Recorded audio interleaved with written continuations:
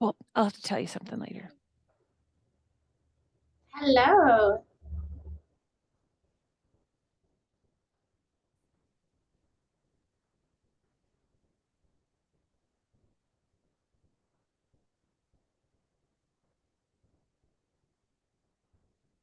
How is everybody this morning? Good morning. Cool. I think we have a few more people probably jumping on to join, so we'll wait just a couple more minutes.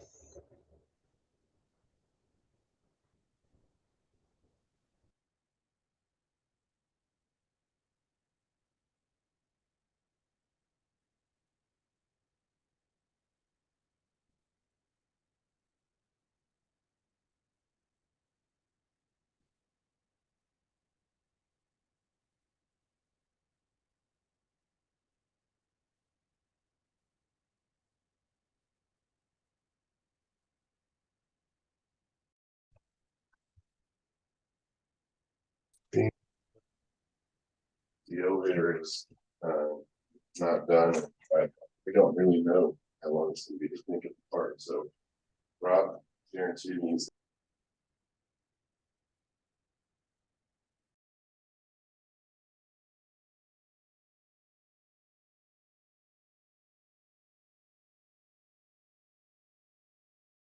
Sorry. And Steve was driving B9 yesterday, so I called.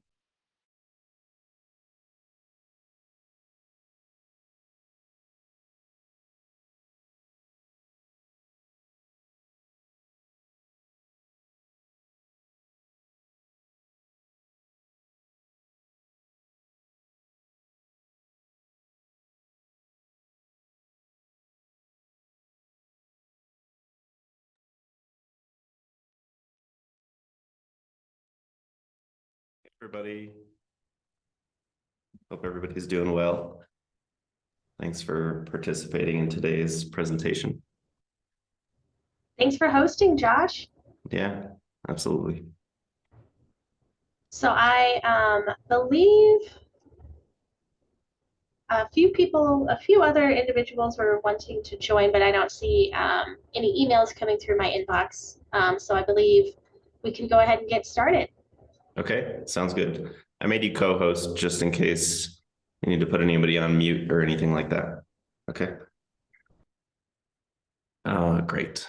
So today we're going to be talking about two different programs. I'm going to try to keep things pretty granular, but simple.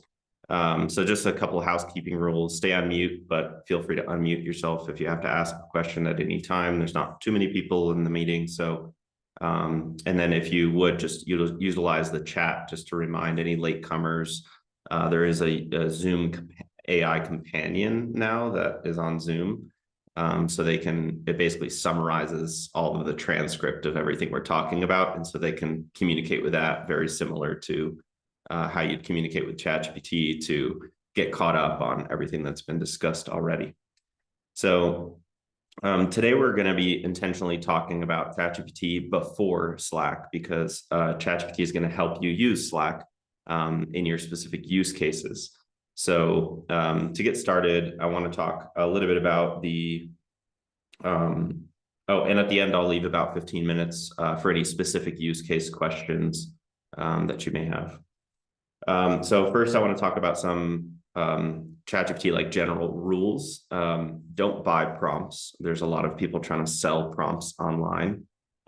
This is not necessary. Of course, there's value add in what you're purchasing there. But since we're all nonprofits, like it could be a waste of money to buy prompts, especially since you can ask ChatGPT to build prompts for you. So it's kind of like a recursive program. Second thing is to consider it your co-pilot. So like how you think about hiring a consultant like myself, ChatGPT is kind of like running alongside you and working alongside you in whatever capacity that you're instructing it to. So you want to tell it like about your organization, and then you want to tell it how it can help. But before that, most people miss this part, is you want to tell it its role. So there's three main components of how you're going to be instructing ChatGPT. You want to give it a role. So you're a professional consultant, or you're a nonprofit manager, or you're a volunteer coordinator, giving it your own position. And then this is what I'm dealing with. Here are the five: why, how, what, and what are you trying to get it to do is the instructions. So then you want to instruct it after that. A good example of this is I can actually show you kind of like how we're using it. So I wanted to craft an impactful elevator pitch. So you're a business curriculum designer. Give it the role, I'm giving it the context, and then I need to give it the instructions. Hey, Make Josh, sense? I don't think we're seeing your screen. Sorry. Which screen are you seeing? We just see a black screen. Let me reset then.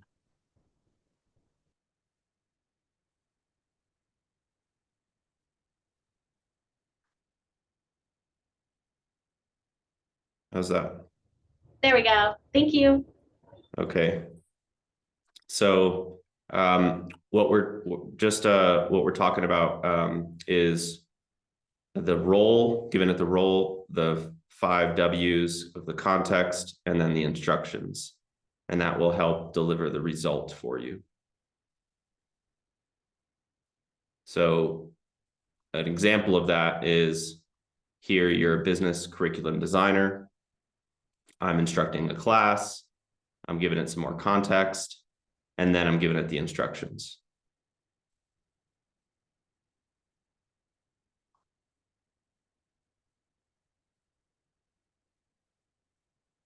Now, when you go into ChatGPT and you see all these threads, these conversations on the left,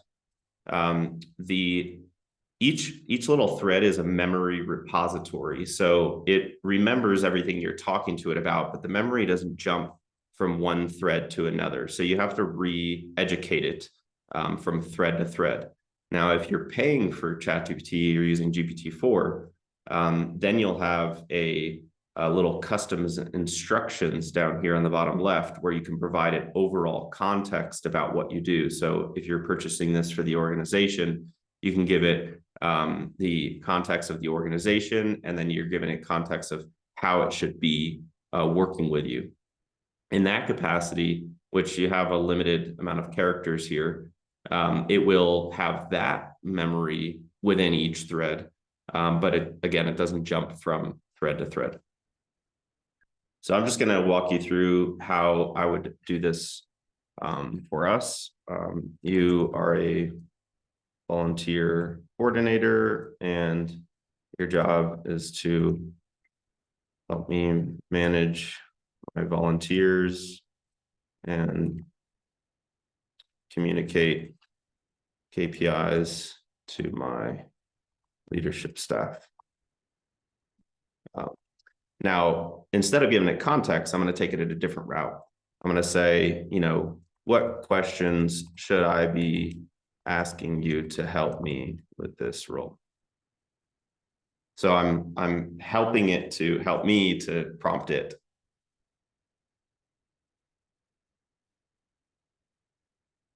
So this is a very great way to not pay for prompts, because I'm just saying basically like, what capacities do you have and what do you need to know about me in order for me to help you best?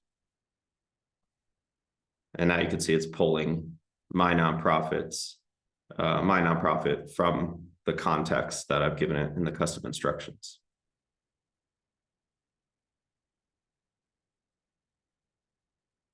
All right, so the role can be changed at any time. Like if you're in the same thread, you can just give it a new role.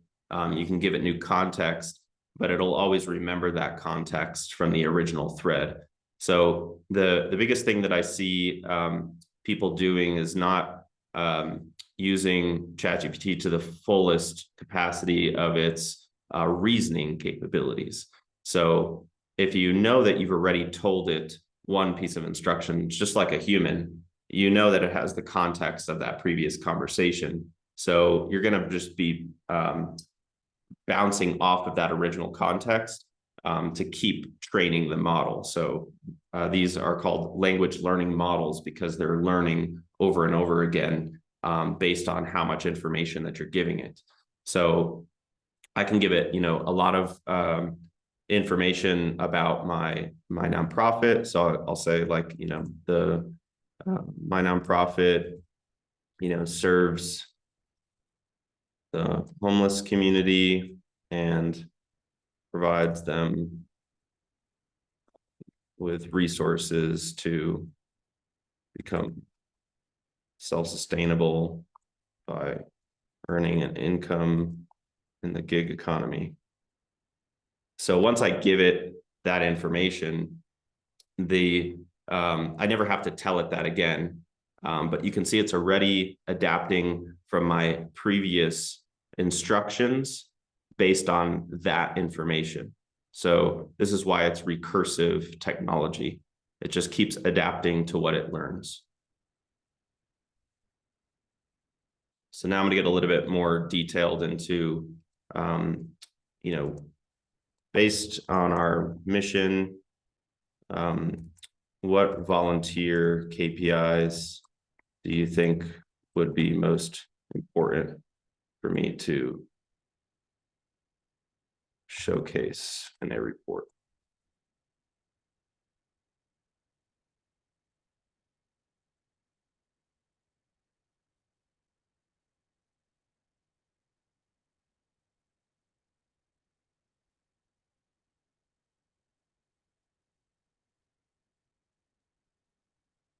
Okay, so you guys get the gist of it there. We'll come back to this in just a few. So what's the difference between Google and ChatGPT or any of these other generative AIs? Google is more of like a binary software. So I ask it a question, it gives me a slew of results, and then I have to sift through those results to figure out what my answer is. Whereas ChatGPT does the sifting for us, and then it will continue to sift the more I'm approaching it. So it's literally pulling this information from resources that are on the internet already and using the best of the best. That's why I want to give it the role at the top, because I'm telling it basically context to search the internet for of volunteer coordination, volunteer management, nonprofit management, and it's pulling the KPIs based on that information. So when you're Googling something, you're usually trying to do it because you're trying to do research. Whereas if you're doing ChatGPT, you're trying to help it solve a problem for you. So now we're trying to bridge a gap between like, okay, well, what if I want to do research and solve a problem? Well, that's when you might use Microsoft Edge, because Edge has Bing, and Bing has ChatGPT 3.5. So you have to download Edge. This is why Edge is now having an edge over Google since they implemented ChatGPT inside Bing.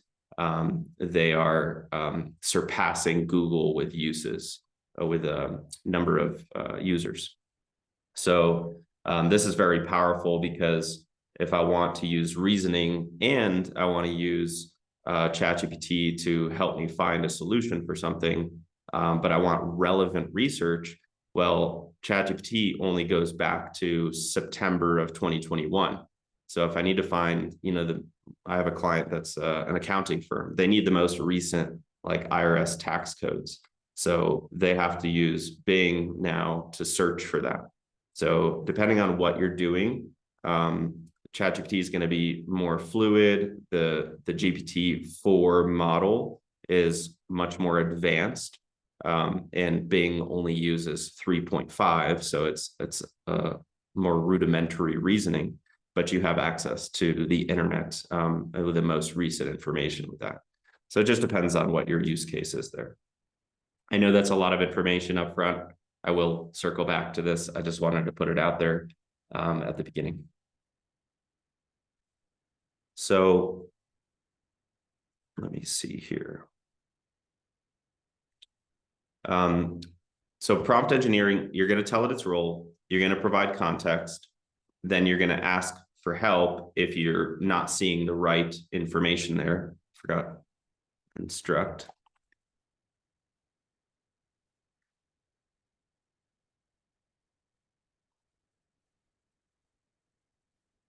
And then you're going to provide the strategy for how to continue working with you, and then you're going to refine.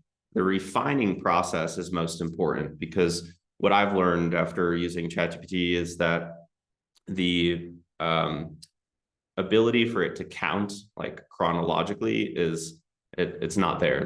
That doesn't have an ability to use numbers really well. So you want to always fact check the numbers if you're using any specific real data, but it will be helpful for you to say like, okay, well, if I'm building this volunteer management KPIs and I want to put this in tabular format, I can literally copy and paste this to a spreadsheet, and I have all of the formatting already done for me. So you can use it for creating the spreadsheets, but don't use it for creating the numbers unless it's just a ballpark figure.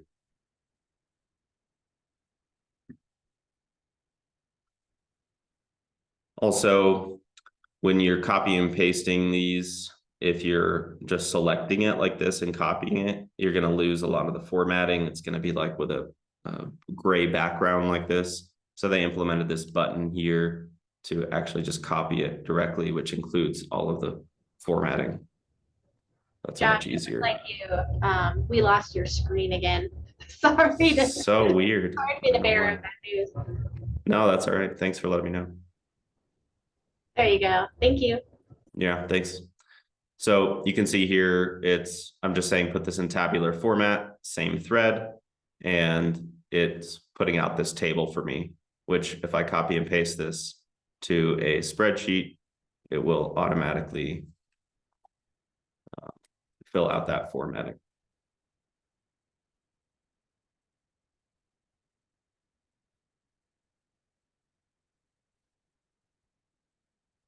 So that's super helpful when I'm building spreadsheets. I also use this to, I'm basically using it for the nonprofit to say, hey, what are all the grants that I should be applying for? And then I tell it the strategy of the grantor, like what they're looking for, and then I have it match my grant application to the mission of the grantor. But before I do that, I index everything in a table like this. So ChatGPT does like 95% of the legwork for me.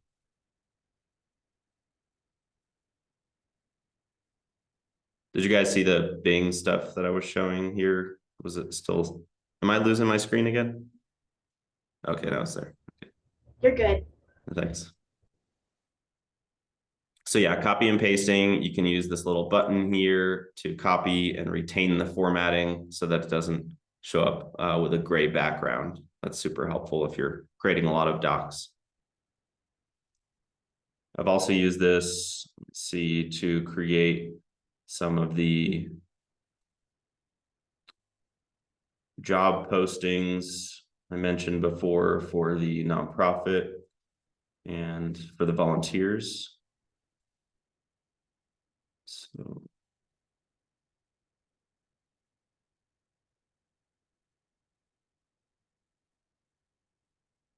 just bear with me 1 second.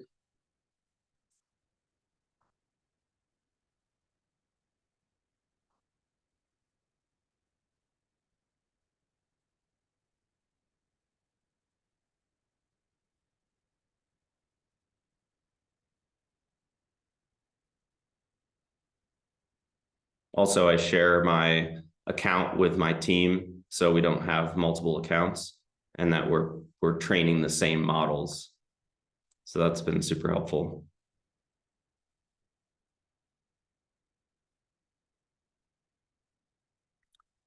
So here you can see like basic job descriptions based on my prompt. So we have the our why, which is supposed to resonate with the volunteer, then the job summary, then the types of personalities that we're looking for. So we're doing personality tests, then any experience that they may need to have, and then finally their responsibilities.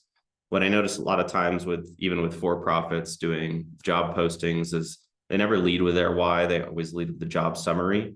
And so it doesn't really connect with the heart, and especially nonprofits, like we need to connect with the heart of the volunteer in order to retain the volunteer.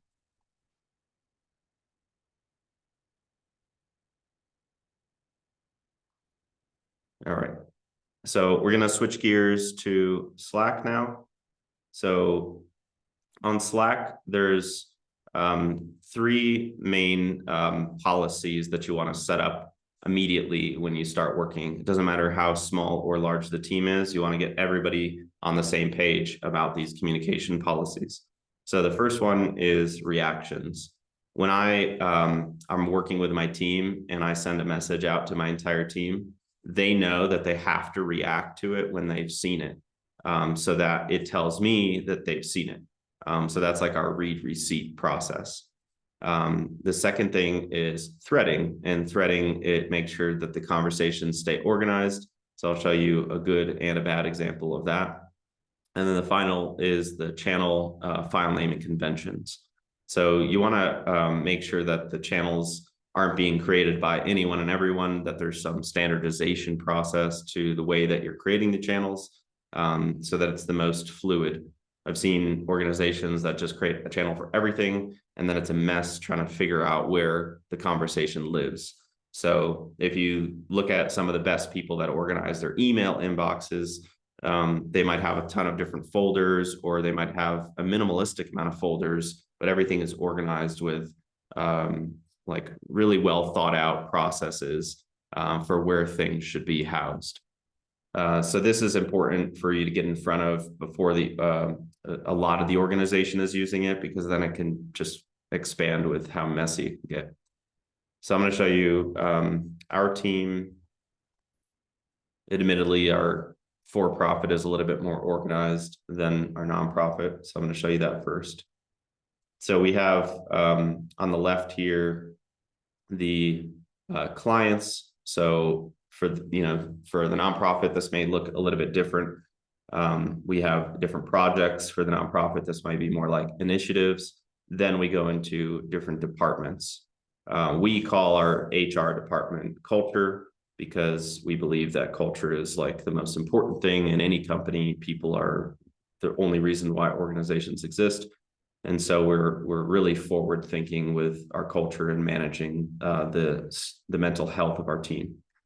So you can see here, only one person is writing per topic for the most part, and we have a lot of replies to each topic. So this is the threading process that I was talking about. When you're tagging people, you want to use the tag @here to notify only the people that are online, and the people that are offline will get that notification when they come back online.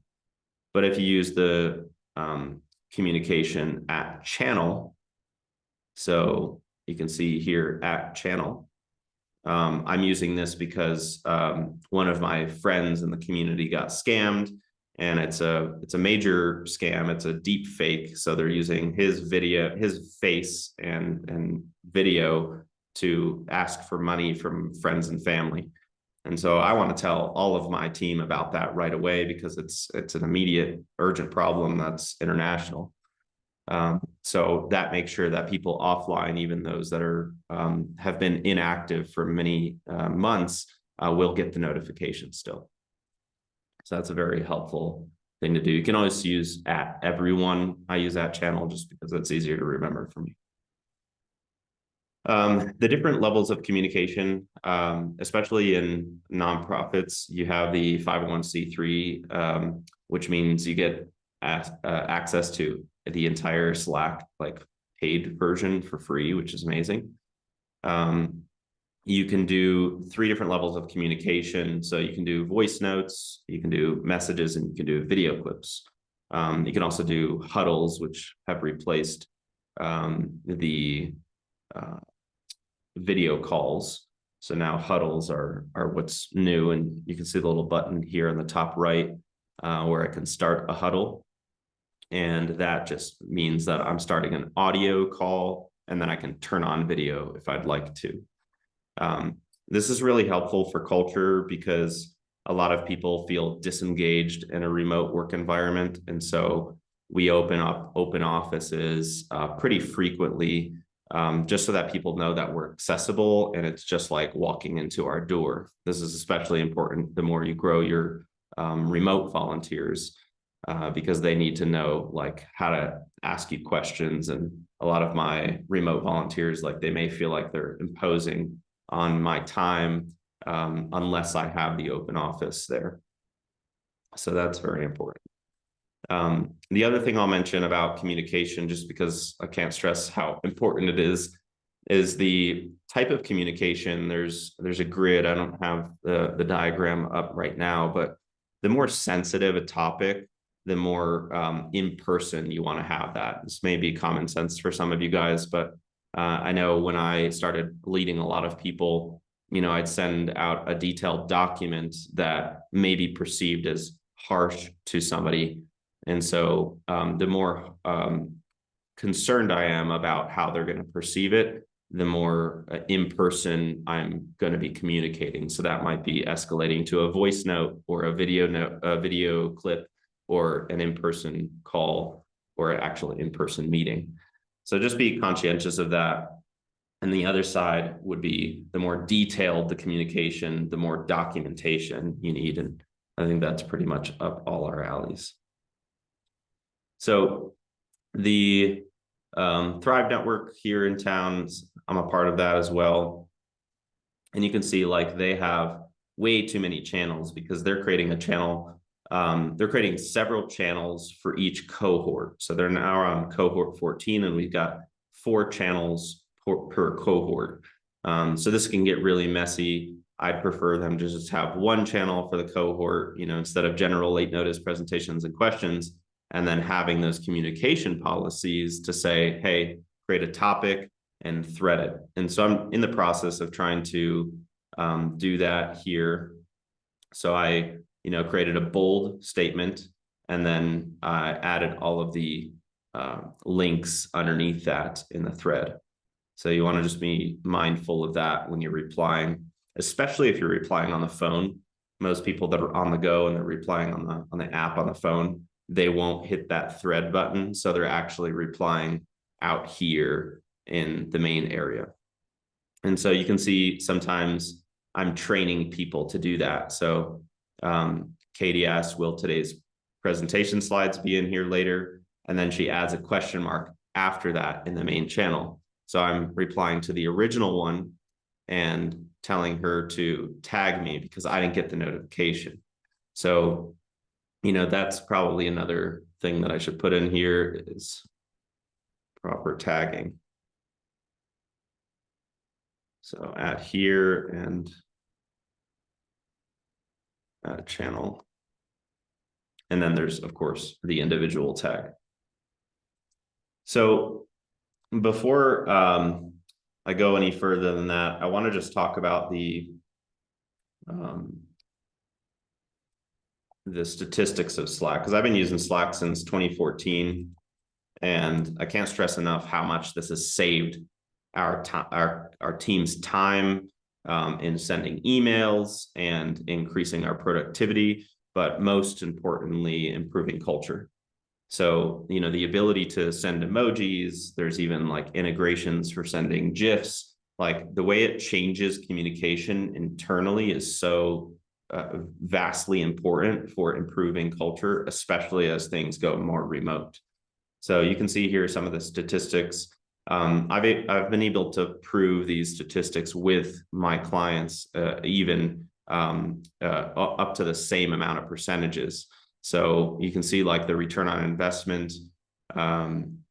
This is really helpful to showcase your leadership staff to say, hey, this is why it's advantageous to use it.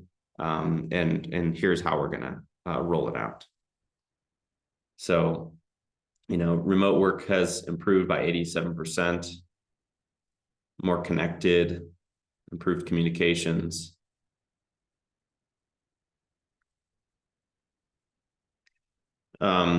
Lastly, I'll say that, Slack's not an end all be all. There's other communication tools. Some people prefer Microsoft Teams, especially if you have a Microsoft stack. But if if your staff and volunteers are not already on Teams, there's a much harder learning curve for Teams than there is for Slack. So I'm always pushing Slack. It's also got a 5-year lead on Microsoft Teams. So I believe it's a lot less buggy, and it does have integrations for Microsoft products as well. So it's not like you need to use that, especially since Slack is free for nonprofits. So the next thing I'll show you is how to write a post. So when I'm writing a post, I want to first create the title, and then I'm using bold for that. I can also use these like commands where I use the little apostrophe that's next to the 1 key on my keyboard under the tilde. And I can say something like title and then end that with the same apostrophe, and then it changes it to this kind of like code view, as you can see here. So the commands are really important to learn as you go along, because it'll expedite how fast you're able to do something. Once I write the title, I'm going to write the instructions here, and then I'm going to cut those instructions, send the title, and then thread the instructions. And that process of doing it chronologically, I'll just do it really quick. To go here, create the reply and thread, and send the instructions there. That process ensures that my team is going to go into the reply to see what the information is about, and they're more likely to reply in thread than reply out of thread. So it's just a little trick to get people to comply with the threading policy. You can always delete your messages if you need to and move them somewhere else. And you can edit them.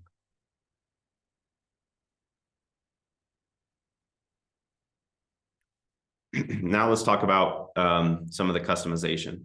So notifications are super important because I don't really like to be bothered after a certain time frame with notifications, but I do want to see those the next day. This is super helpful. So I'll go into my preferences, and under preferences, I can go down to notifications, and I have allow notifications every day from 7 a.m. to 9 p.m.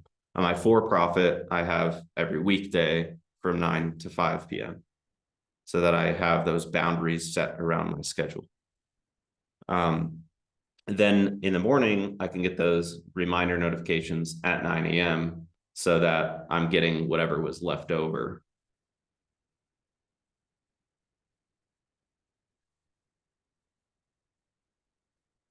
All right, one of the other really cool customizations is schedule send.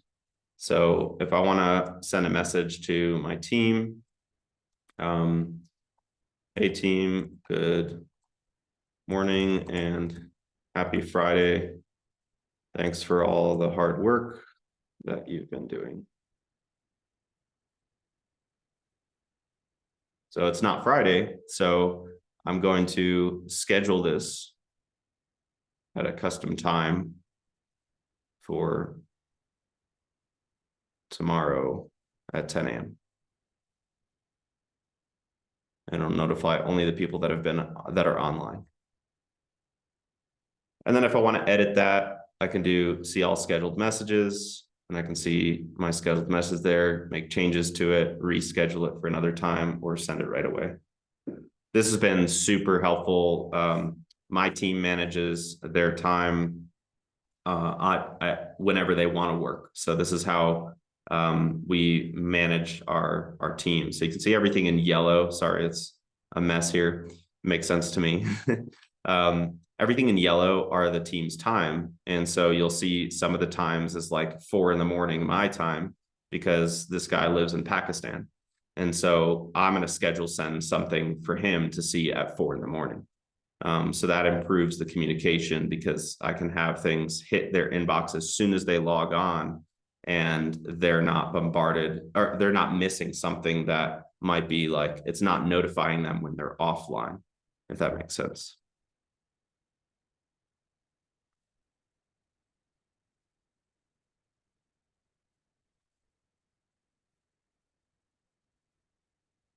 All right. And then finally, integrations. So integrations are really important. Like I mentioned, we have the GIF feature. That's the proper pronunciation, by the way. It's GIF, not GIF. So here I can do / and now I'm accessing all of my integrations. So I have an integration called Jiffy. And so if I press on that and I say, happy Thursday, or we'll just keep it a happy Friday, I can schedule send, or I can't schedule send this one, but I can send it right now, or I can just shuffle it to see another one. Gotta love The Office. So those are really helpful. There's other bots, of course. You'll see them all down here. So I have ones for Zapier, which is our automation tool, one for Miro, which is a tool where we're able to whiteboard, Lucidchart for flow charts, Google Drive and Google Calendar. Slackbot is great as well for reminders. And I've connected that to Calendly, so it reminds me when somebody books me in a meeting. The other thing I'll say about ChatGPT, just to kind of switch back because we're done with Slack for now, is ChatGPT has in the paid version has plugins. And I want to keep this relatively rudimentary for this first presentation, but plugins are super beneficial because it can take the reasoning to a whole new level. And just to keep things simple, like you can do diagrams. So basically I can take that reasoning and say, just like I showed you guys how to build a table, I can say, build me a diagram or a flow chart for that. Or I can say like, hey, what is the perfect prompt for this situation? And it will give me a prompt. Or I can use Visla to basically say, hey, create a volunteer onboarding video with your script. So it builds the script, takes the stock imagery and the stock videos, and it uses a stock voiceover and basically builds the entire video for me. So it's just an incredibly advanced program. The whole idea of ChatGPT is to save us time. But think about the way that you're using it as not under leveraging it, not driving a Ferrari like a Prius and just using it for copywriting, but use it for reasoning to help you build better copywriting, or to increase your conversion rate, or to increase your retention rate. Those are probably the most important aspects that I'll leave you with today. Just to wrap up, and then we'll go to questions. I want to give you guys a final resource here, which is futuretools.io. This is for continued learning. These are all of the different AI tools indexed by category. There's hundreds of thousands of them, but you can narrow down that search with the categories. So depending on what you're using it for. I'd say the biggest thing that I've learned in the most recent days is telling my team to leverage the AI technologies to improve their role. So even if it's a volunteer, the volunteers want to learn about these new softwares too. So say, hey, you have access to this tool. How can you make it do your job better and help improve our organization and our KPIs?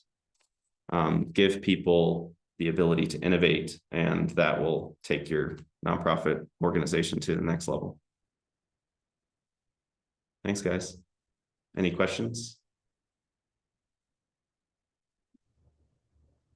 I feel like my brain is like hurting. That was, yeah, that's a lot of information and so cool. I do have a couple of questions. I'll start with utilizing Slack. Um, so how do how do you integrate Slack, or how do you set up meetings in Slack for the future, and allow your team members on Slack to add those to their own personal calendars, or add that meeting to their own personal calendars, whether it's like I use Outlook, some individuals use Google, or whatever calendar they're using. Got it. So Microsoft doesn't do a good job. Outlook doesn't do a good job at feeding information to Google, but Google does a good job at feeding information to Microsoft.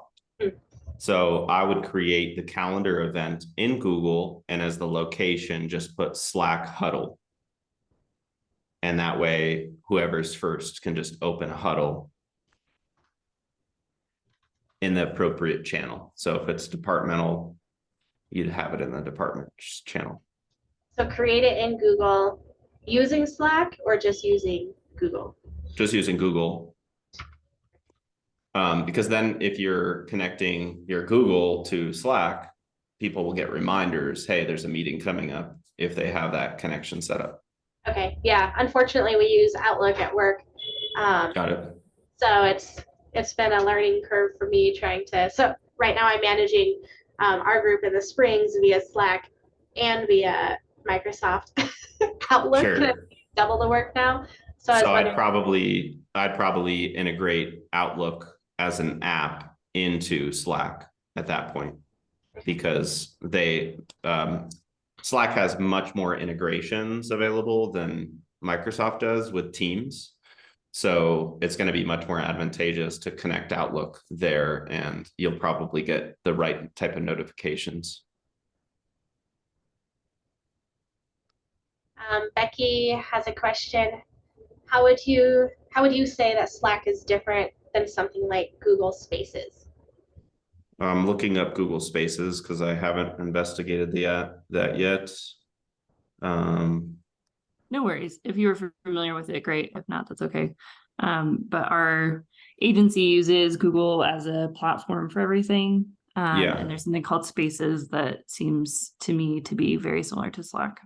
Yeah, I'm seeing it now. All I can say is like initial release date is 2016 versus Slack, which is, I believe, 2013. So I use Google for everything to house files, but I don't use it for communication. It replaced Google Meet.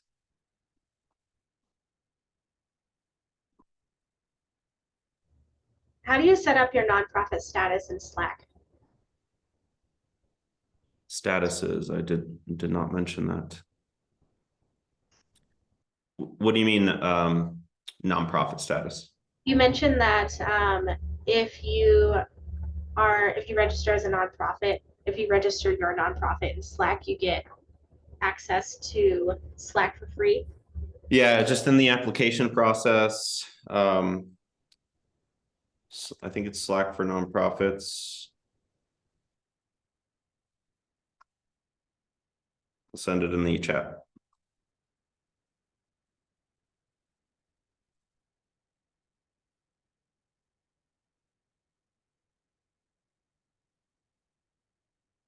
So it's free for workspaces with 250 or fewer members,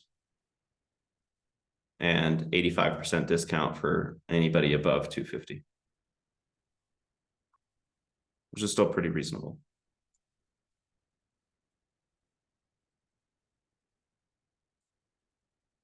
But I did forget to mention the statuses, because that's another policy that we have. So I'm just gonna share here again. If I click on my name, update my status, and I'll be right back for the next 30 minutes because I got to run an errand so people know where I'm at. So that's another policy that we institute at both of our organizations. You can see here somebody has a status that they're working on a specific client. So I know not to bother that person because that's the most important thing he could be working on.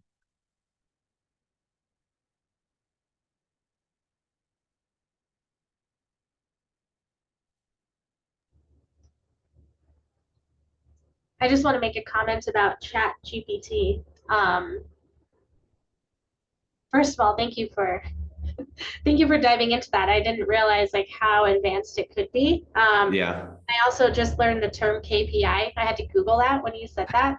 I was nice. like, oh, KPI, key performance indicator, cool. Yeah, So that's really neat that that you can utilize Chat GPT in that way in helping you measure your volunteer program better. yeah, I decided to use Chat GPT for the first time last week just to help me with some an email copy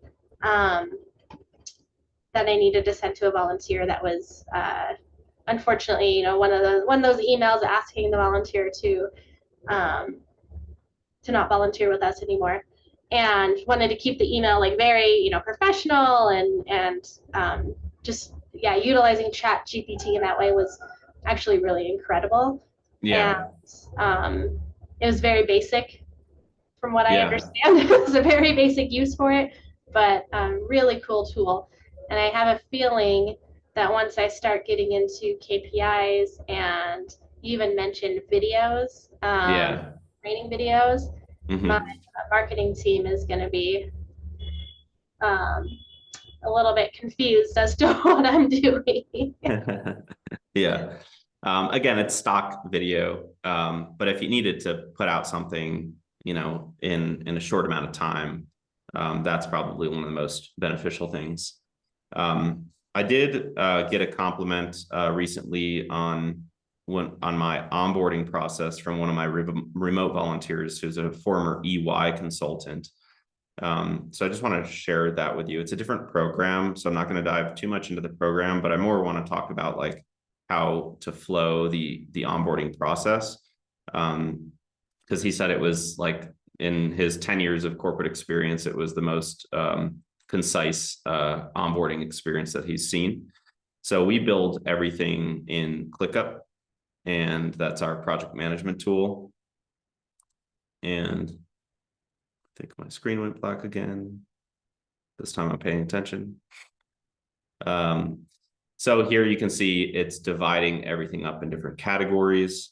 And when I click on that task, there is a video inside the task and then instructions below that. So they're just going task by task to learn how to use the program and then learn a little bit more about our company.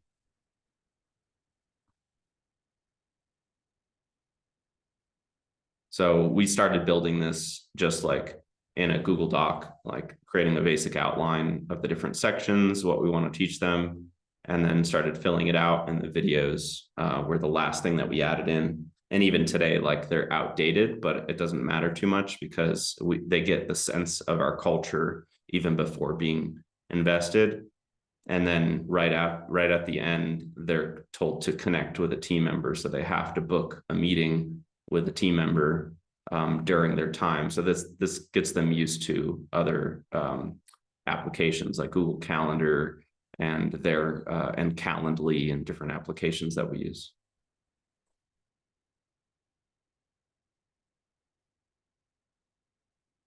We got 10 more minutes for questions if anybody has any more. If you yourself are biased in a certain direction with the context you give, do you run the risk of missing information that could be useful for you? Is there a better way to combat that?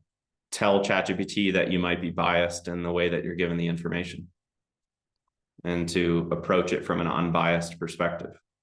Great question.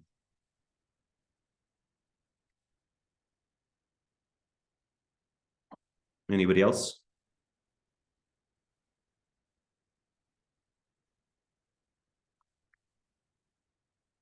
So I have a question.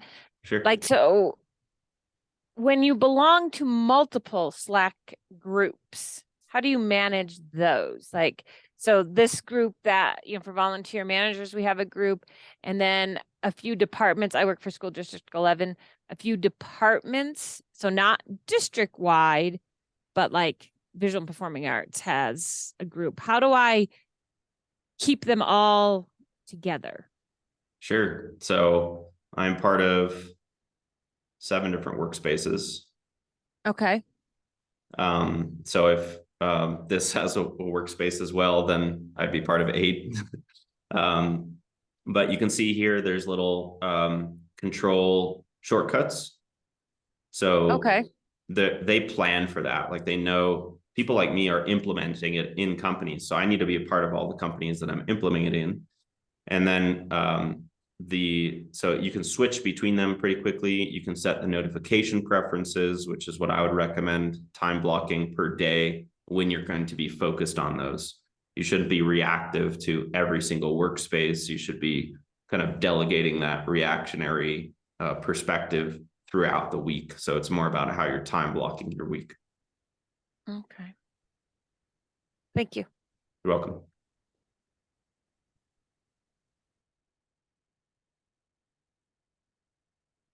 Anybody else?